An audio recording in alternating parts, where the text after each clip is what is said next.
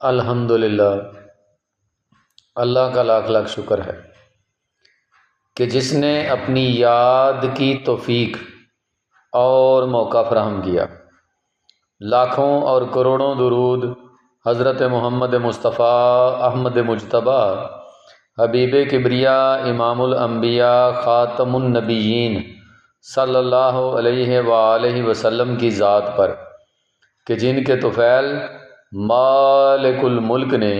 یہ مہربانی فرمائی۔ آج ہم بات کریں گے کہ راہ سلوک میں کس طرح اولیاء کرام اپنے نفس پر قابو پاتے ہیں، وہ کون سی مشق ہے جس کے کرنے سے نفس جو ہے وہ مغلوب ہو جاتا ہے، اسے بیماری لگ جاتی ہے، گویا خسرے کی بیماری لگ جاتی ہے، اور پھر آہستہ آہستہ نفس جو ہے وہ اپنی موت آپ مر جاتا ہے، اور انسان کا دل جو ہے وہ زندہ ہو جاتا ہے، اس میں نور پیدا ہو جاتا ہے، اور وہ اللہ کا گھر بن جاتا ہے، مومن کا دل بن جاتا ہے، اور مومن کا دل جو ہے وہ عرش اللہ تعالیٰ ہے۔ تو چلیں بات کرتے ہیں کہ راہ سلوک میں اولیاء اللہ کا کیا طریقہ ہے جو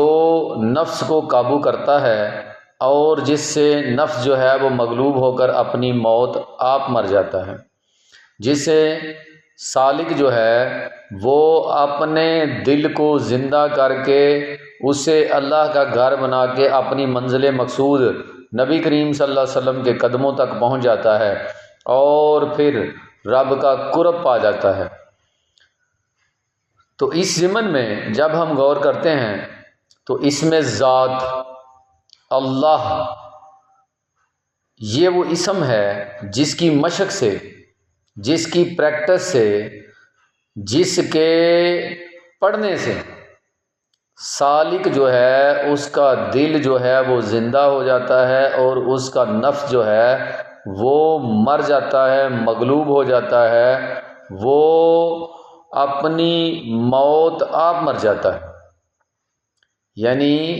اس میں ذات اللہ کا تصور کرنا اور اس اسم کو پڑھنا، اس اسم کی مشق کرنا، پریکٹس کرنا ہی وہ عمل ہے اولیاء کا جس سے وہ اپنے نفس پر غالب آتے ہیں، اور پھر ان کا دل جو ہے وہ نور علی نور بن جاتا ہے، اور ان کے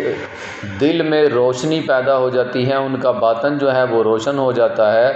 اور ان پر اللہ تبارک و تعالیٰ کی تجلیات کا ظہور ہونا شروع ہو جاتا ہے، اور وہ اللہ کے مقربین میں شامل ہو جاتا ہے۔ نبی کریم صلی اللہ علیہ وآلہ وسلم کے قدم جو ہیں وہ ان کی منزل ہے، اور وہ اپنی منزل تک پہنچ جاتا ہے۔ یعنی راہ سلوک میں آنے والے نئے لوگ جو ہیں، جو اس راستے کے مسافر ہیں، ان کے لیے یہ ویڈیو بڑی انفارمیٹیو ہے کہ اگر وہ چاہتے ہیں کہ ان کا نفس جو ہے وہ مغلوب ہو جائے، وہ اپنے نفس پر غالب ہو جائیں، وہ غلبہ پالیں اپنے نفس پر، اور وہ شیطانی وسوسوں سے بچ جائیں، اور دنیا کا حرص، لالچ، طمع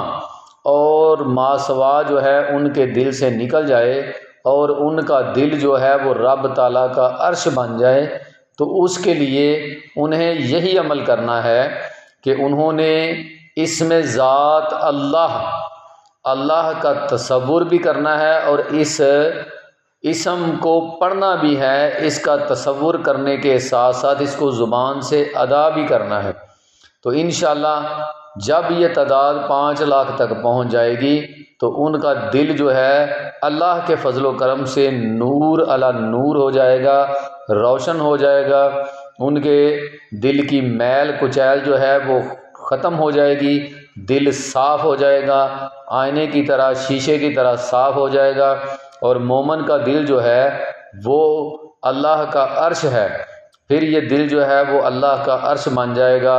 اللہ کی ذات جو ہے اس کے انوار و تجلیات جو ہیں اس دل پر پڑنا شروع ہو جائیں گے، اور وہ انسان جو ہے وہ کامل انسان بن جائے گا، اور اس کی منزل جو ہے اللہ تبارک و تعالی کا قرب اور نبی کریم صلی اللہ علیہ وآلہ وسلم کے قدموں میں جگہ پانا، وہ ان کو ضرور حاصل ہوگی۔ امید ہے کہ آپ کو میری بات کی سمجھ آ گئی ہوگی۔ اللہ تبارک و تعالی ہمیں اس پر عمل کرنے کی توفیق عطا فرمائے۔ وما علینا الا البلاغ المبین۔ السلام علیکم۔